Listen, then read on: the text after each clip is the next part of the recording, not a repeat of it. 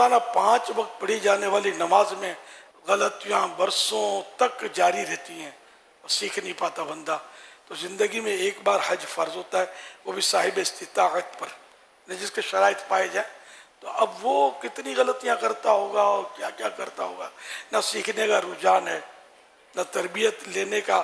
جو خاص رجحان سب کا نہیں ہوتا. تربیت بھی ہے تو اس میں موٹی موٹی باتیں ہیں، جس نے میدان عرفات اس تاریخ کو جانا ہے، مینا میں اتنی نمازیں پڑھنی ہے، اس تاریخ کو جانا. یہ بس چند باتیں ہوں تو اس سے یہ سمجھتا ہے کہ بس یہ حج کا میرا جدول ہے، میرا حج ہو گیا.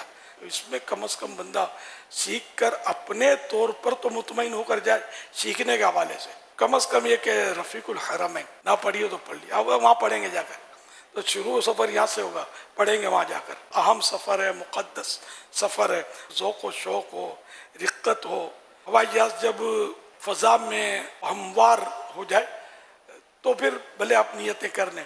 اور اعلان بھی ہوگا وہاں ہوائی جہاز میں، حج فلائٹ میں اعلان ہوتا ہے. عمرے والے بھی زیادہ ہوتے ہیں نا، تو میں نے نوٹ کیا کہ اعلان ہوتا ہے کہ احرام کی نیت کر لو.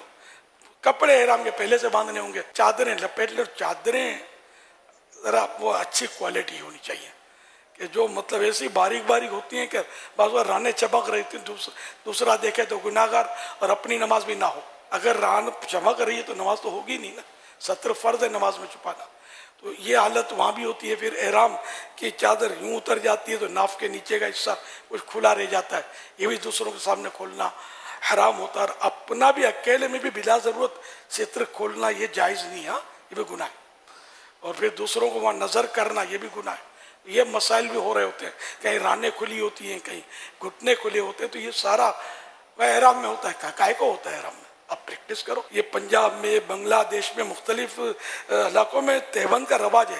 کبھی ان کے گھٹنے آپ نہیں دیکھیں گے، کبھی رانے نہیں کھلیں گے. ہم نے علماء کو دیکھا ہے. میں مفتی وقار الدین صاحب رحمۃ اللہ علیہ کو 100 بار دیکھا ہے تہبند میں.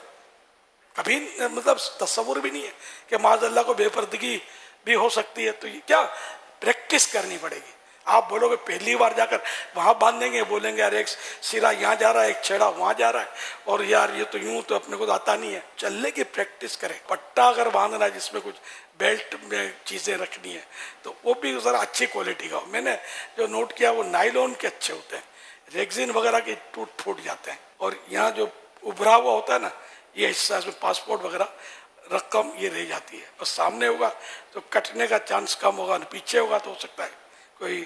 یہ بھی ہوتا ہے، مطلب ہو جاتا ہے. اللہ پاک رحم کرے. وہ چور جو ہے نا ہر جگہ یہ پہنچ جاتے ہیں، معاذ اللہ پکڑے بھی جاتے ہیں. بعض اوقات طواف پہ بھی وہ گڑبڑ کر دیتے ہیں.